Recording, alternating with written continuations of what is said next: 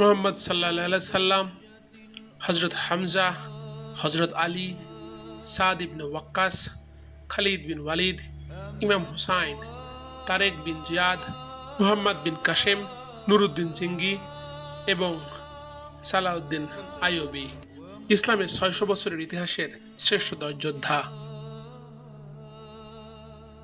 ইসলামের ইতিহাসের এইসব মহান যোদ্ধারা আমাদের জন্য অনুপ্রেরণা। তাদের অসীম সাহস, আত্মত্যাগ এবং ধর্ম প্রচারের অবদান আজ সমানভাবে স্মরণীয়।